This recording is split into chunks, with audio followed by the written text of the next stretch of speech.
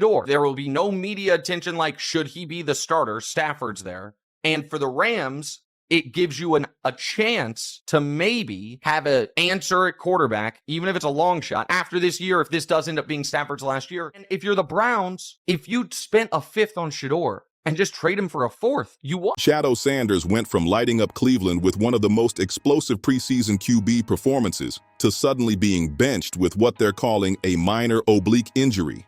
But fans aren't buying it. Something feels way too staged. Why would the Browns pull their hottest rising star just as the pressure to hand him the offense was boiling over? Because what Kevin Stefanski did is actually par for the course. I know a lot of fans don't want to hear it. I know a lot of fans don't know about it. Even analysts were begging for him to start, yet the team slammed the brakes. The official story? He tweaked his oblique during early drills and got shut down immediately. On paper, that sounds routine, just soreness, nothing major. But insiders are whispering a different tune, and the timing looks shady. Sources close to Sanders insist this injury ain't new. He's played through it before, and not just survived, but dominated. His accuracy, his poise, his command of the field, he was balling out with no setbacks. So why now? Why bench him when the spotlight's finally heating up? Fans saw the same thing. Sanders wasn't limping, wasn't wincing, wasn't slowing down. He looked unstoppable. Then boom, he's pulled out of nowhere. To some, it's just caution, but others smell politics. The whole thing reeks of strategic silence, a sneaky move to cool down the hype and kill the media buzz before it gets out of control. Shedeur Sanders suffered an oblique injury in early drills. He was shut down for the rest of... And here's the kicker. This feels less like injury management and more like power plays behind closed doors. Internal beef, front office agendas, maybe even a trade brewing in the shadows. Whatever's really happening, one thing's clear. This so-called injury might just be the first crack in a much bigger story. Just days after Sanders' so-called injury, the Browns dropped their new depth chart, and that's when the whole thing blew up. Despite torching the preseason with the best QB performance on the roster, Sanders wasn't just snubbed from the starting conversation, he was buried all the way down at fourth. Let that sink in. He outperformed every quarterback in camp, yet somehow got shoved to the basement spot. Of the mind proved to me that you can do it. But he proved in one game that he could do it, so much so that they now have to give him the chance. This man was running the offense like a vet, keeping the ball safe, and finally giving the Browns what they've been missing for years, control at the quarterback position. Meanwhile, two of the QBs listed ahead of him were hurt and couldn't even step on the field. Sanders was fully active just days before, red hot and ready, but still couldn't crack the top three.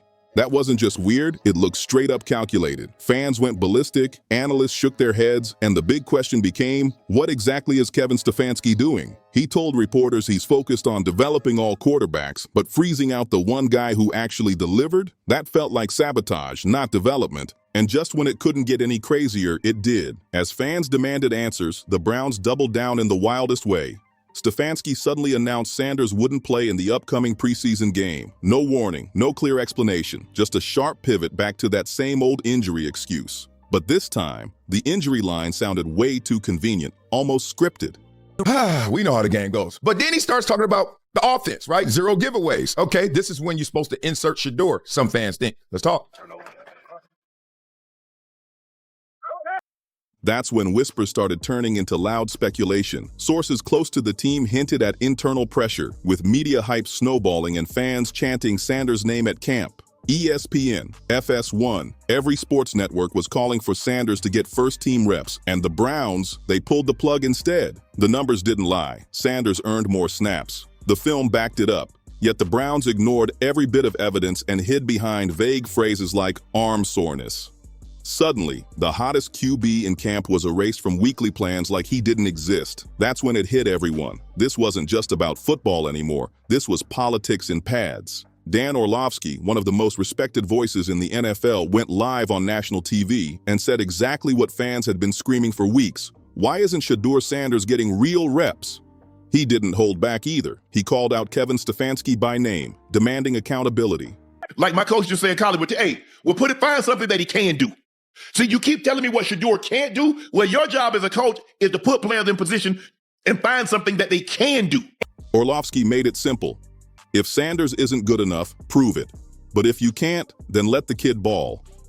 That line hit like a hammer because Sanders already had proved it. Under pressure, under the lights with cameras rolling. He didn't flinch, he delivered. Yet here was a head coach acting like none of it ever happened, brushing his breakout performances aside like they didn't matter. Suddenly, other analysts piled on. Headlines exploded across sports networks, and Twitter was on fire. Even celebrities like Gabrielle Union, Deion Sanders, and former players started chiming in. The message was loud and clear. Nobody was buying that injury excuse anymore.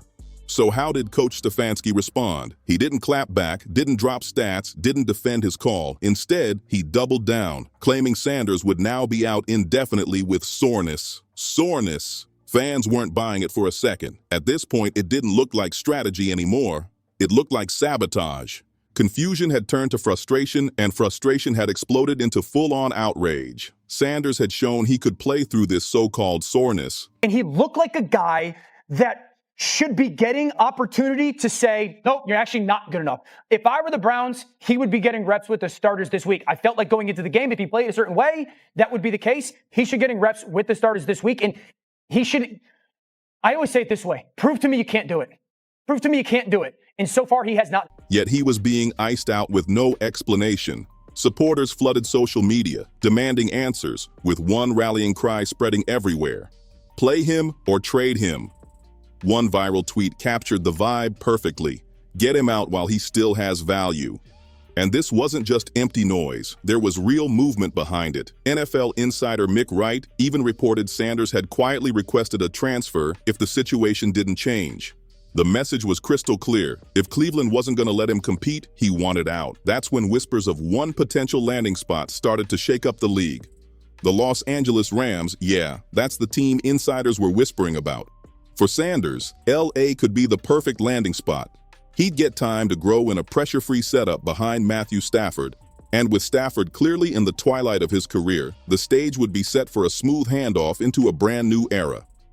Suddenly, this wasn't just a Cleveland QB controversy anymore. It was talk of a power shift that could shake the whole league and leave the Browns kicking themselves, but Cleveland wasn't ready to let him go that easily, just as it seemed like Sanders had one foot out the door. That compete block, that's it. And guess what? That block that we just got completed with that practice versus them with this game tonight, this football team got better. This football team got better this entire week by stacking these days, by competing versus them out there in the practice. The story flipped. Reports leaked that Browns owner Jimmy Haslam was fed up, not just with the media circus, not just with the trade chatter, but with how Stefanski himself was handling the franchise's most talked-about player. Behind closed doors, Haslam had seen enough. Insiders said he knew exactly how much buzz Sanders was generating, not just in Cleveland, but nationwide, and he wasn't about to watch it all slip away. Haslam started backing Sanders internally, demanding answers on why the rookie hadn't been given a fair shot, especially when the team had nothing to lose and everything to gain. That's when Stefanski's iron grip on the situation cracked wide open. The locker room was reportedly split. The front office was tense. And suddenly, Stefanski wasn't just dodging questions from fans and reporters. He was under fire from the top of the organization itself. For the first time, whispers of Stefanski's job security started swirling. What began as a minor injury had now snowballed into full-blown franchise drama. The spotlight wasn't just on Sanders anymore. It was scorching Stefanski, burning hotter with every passing day. Think about it. Why would a team starving for quarterback consistency treat their breakout performer like a liability? Why stir up locker room beef, frustrate fans, and risk alienating the one player electrifying the preseason? The Browns claimed it was just an injury, but the timing, the moves, the silence, none of it added up. The fourth-string demotion, the silence, the recycled excuses, none of it added up. Analysts started tearing apart the narrative, asking the real question. Was this really about football, or was something bigger brewing? Was it personal bias, a power struggle, or even worse, an internal war between Stefanski and the Browns' front office? Whispers got louder. Some insiders claimed Stefanski never even wanted Sanders drafted in the first place. That pick, they say, came from higher up in the building. And if that's true, then this entire mess isn't about talent or readiness at all. It's about control. Because if Sanders balled out on a big stage, it wouldn't just prove the kid's worth. It would validate the execs who went over Stefanski's head to bring him in. No head coach wants to be the guy exposed as wrong in front of his own boss. This isn't football anymore. It's politics, plain and simple. And Shedeur Sanders? He's been dragged into the middle of a power struggle he never asked for. But with tension boiling in Cleveland and leadership openly divided, one possible solution started rising above the noise: a clean break. And out of all the trade rumors swirling, one destination stood out as both realistic and enticing: the Los Angeles Rams. For Sanders, it's the perfect setup. No pressure to start right away, no toxic QB controversy, no backroom games. He'd sit behind Matthew Stafford, a Super Bowl champ with nothing left to prove and maybe only a year left in the tank. That's not just a safety net, that's a blueprint for success. For the Rams, it's all upside. They snag a potential franchise QB for cheap while still letting Stafford finish his farewell tour. And for Sanders, it's freedom, a chance to rewrite his career without the whispers, the politics, or the gatekeeping. Even the business side made sense. Cleveland only spent a 5th-round pick on Sanders. If they flipped him for a 4th, the front office could spin it as a win on paper, even if fans hated it. But that cold logic leaves one chilling question hanging in the air. If the Browns let Shedeur Sanders walk, how long before regret comes crashing back down on them?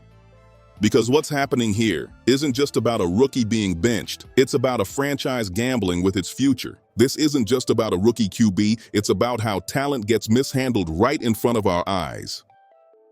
Shedeur Sanders came into Cleveland with low expectations and a mountain of pressure, and how did he respond?